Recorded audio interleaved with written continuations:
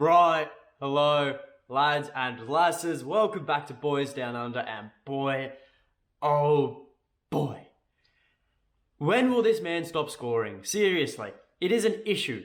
It is a serious issue. I said it in the pre-match video. Georgios Giakoumakis is a Greek god, and there is no way that anyone can stop a Greek god at all. And today, against Ross County, that proved to be 100% accurate. Before we go any further though, please consider liking the video and subscribing to the channel. It supports me, it supports the channel. It's great for the channel's growth, and yeah, I really appreciate all you guys who do that, so thank you very much. But without further ado, let's get into it. So, wow. I like going back to my match previews. Something I do consistently in the match reactions, because I like going back and assessing what I said and looking at how true it proved to be in the game. Because, you know, sometimes I could be absolutely full of shit, or sometimes I could be right on the money.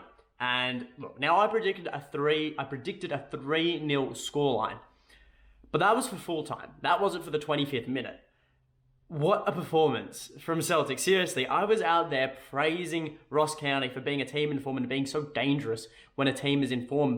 And it's true, I think against many other teams, they would be very dangerous, but we made them look like a championship outfit. And it was the perfect day for a pumpage. Sun out, 15 degrees, albeit I'd be absolutely freezing in 15-degree weather. But it's great for you folk up north, and you know, but it was, what a day. It was a great day for football. What a typical Saturday afternoon football. And look, to the game, Jota was absolutely on fire. You know, I think he narrowly got a shot over the crossbar, if I remember correctly. It was late last night I was watching, so forgive me if I forget what's happened. But then, not even 5 or 6 minutes later, trickery, footwork, trademark of Jota. And he made himself a gap of space, and that's all he needs. That's all Jota needs to be at his damaging best, a gap. And that cross goes in. I thought it was too powerful. I thought that was going to go way out for a goal kick, but boom. Georgios Giakoumakis' glorious head rising over the Ross County defense, putting it in the back of the net, 1-0. Paradise erupts for the big man.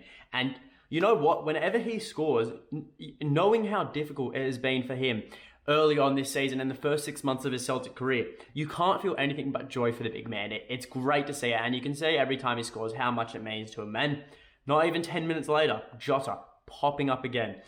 Oh, so dangerous whenever he gets the ball. But this time, he lays it off to Juranovic, and Juranovic, the Croatian genius, he has such a cross on him, such a perfect ball at the bottom of his feet. He finds Dyson, who selflessly heads it back into Giakoumakis rather than being selfish and going for goal. Gigi heads it, cleared off the line. Anguish, despair. Oh, so close. Gigi heads it again, bottom bins. Too far for anyone to clear it off the goal line again. 2-0 to Celtic. Green Brigade absolutely tearing it up. The atmosphere was peach.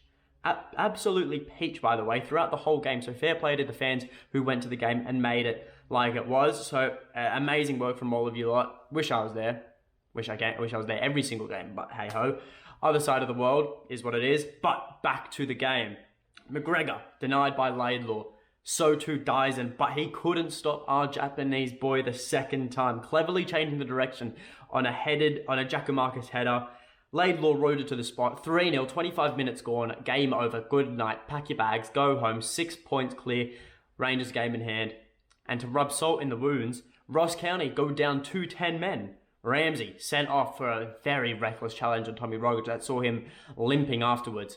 Reckless tackle. Was it deserving of a red?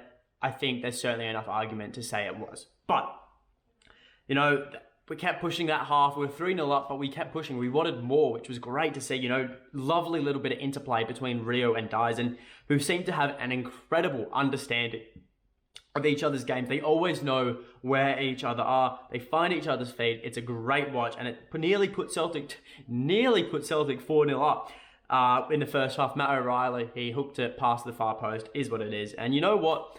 It's good weather when Matt O'Reilly's wearing a short sleeve shirt. I think that's the main thing we can take away from the game. But halftime comes along, and I'll be honest, I wanted it to be 6 or 7-0. I was in the mood. Did I expect it to go to 6 or 7-0? No, not necessarily, because we've seen how Celtic manage games when they're so far ahead now, and it went out like that big. You know, we used the second half to give some players some respite, you know, to see the game out without much stress, and that's what we did. We held possession, passed it around, and it was just, you know, it wasn't boring, but it wasn't as exciting as Celtic were in the first half. And forgot to mention, we just went ahead and won a penalty as well, which I thought Juranovic would be all over, but he gives it to GG for the hat-trick. I got Livingston flashbacks, albeit this goal didn't mean as much, but still, flashbacks from Livingston, but he sends the keeper the wrong way. He does the Josip Juranovic celebration, block the ears, and that's incredible stuff from the Greek freak. And look, other than that, it was a completely one-sided affair. It was all Celtic, 82% possession. Completed 743 passes, 24 shots, 10 of which were on target. And we limited Ross County to 3 shots, 1 on target. And they had a 50% pass accuracy. That means every 1 in 2 balls was finding their man. That is shocking. But it speaks levels about how clinical Celtic were today, both on and off the ball. They were a shell of themselves, and Celtic were just absolutely incredible. Just another incredible post-winter break performance. And for that matter as well, a post-Europa Conference League knockout performance as well, because it's just showing we are absolutely levels above our opposition. You know, we go 6 points clear, Rangers have a game in hand, heading into the international break. As cool as you like, how do you do? Good night. Love to see it. Absolutely impeccable stuff. How bloody good. But what can we take away from this match? I always ramble on about how Celtic could score goals blindfolded if they had to, and if they wanted to, and it is true. The amount of outlets we have in this team for scoring goals is absolutely incredible.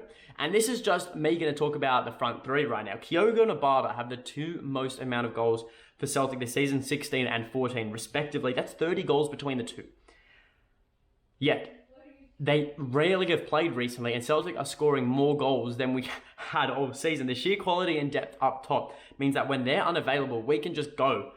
We can still score an abundance of goals. We still have 10-goal Jota available, 12-goal Giakoumakis, 6-goal Dyson, who are serious threats, not to mention the goal-scoring quality we have in the midfield with Rogic, McGregor, Turnbull, Rio, you know. And we are absolutely devastating up front. Devastating. Teams, I don't know what else to say about it, you know. We always score goals, and we always score loads of goals, you know. Giakoumakis is in red hot form. Like, it is scary how good he is. Like, the difference he has been the difference maker in the second half of this season. If I would be very worried as to where Celtic would be on the table if it weren't for Giakoumakis, you know. In the second half of the season, he stepped up in the absence of Kyogo. He knew he had a shocking first 6 months with injury, no preseason, couple shocky games. You know, he had to step up, and step up he did. He has been having an incredible second half of the season. Fair play to him. You know, and even as well, Dyson Rider, eye for goal. He always gets a goal. Always gets a goal. He never lets you down. Jota. I think Jota's underappreciated. I think because he doesn't score goals week in, week out, he's starting to become a bit underappreciated. But the way he sets up goals, even if he doesn't get the assist, you know, I think Jota is absolutely crucial to his team's success. And even though he's not getting the goals, we don't need him to get the goals. You know, he's just great as he is. And look, the midfield, they do themselves. The midfield's the midfield. They score goals, they defend, they do everything. And look, when Kyogo and Abada get back, it's going to be a real headache for Ange, because he's going to have so many goal-scoring outlets. If it was up to him, if it was the right thing to do, he would play Kyogo, Giakoumakis, Abada, Jota, and Dyson as a front 5. But we all know that is never going to work. I had a bit of a moment where I thought, you know, maybe we could just leave Starfelt and CCV at the back by themselves. I'm sure they'd hold up fine, but still, yeah. Bottom line, scoring goals, it's the best thing about football, and Celtic are doing it week in, week out in an abundance. Now, secondly, Tommy Rogic, is he okay? What's the news with him? Well, Ange rightly took off Tommy after the reckless send-off tackle on him, because he was hurt, he was limping, and on came Matt O'Reilly. But Ange did provide an update in his post-match press conference interview saying he's not too bad. His ankle is sore, but he Tom also didn't feel it was too bad. He's only seen him briefly at halftime. He didn't actually see him after the game, but he did go on to say that Tom will still be going on national team duty with Australia. We have 2 crucial World Cup qualifying matches against Japan and Saudi Arabia. Both they are must-win matches, and you know if Tom Rogic is fit, it's a no-brainer. Graham Arnold will pick him, so he's gonna it's pretty much guaranteed he will go off to play with the national team. So look, good news is there are no serious injuries as of right now. I'm pretty sure there is no need to get scans on him. Maybe they will precautionarily, but it should be okay. But the bad news is he could re-aggravate his ankle playing for Australia. And that is the last thing we want, because we're gonna need him when the league returns at Ibrox, because Tom is a big game player. The quality he shows in big games, we're gonna need it. But that is all from me. So, my man of the match, Georgios Giakoumakis, 3 goals, 1 assist, directly involved in every single goal, took home the match ball. I don't see how anyone else could be your man of the match, but if it is, leave it in the comments below. Until next time, hail, hail.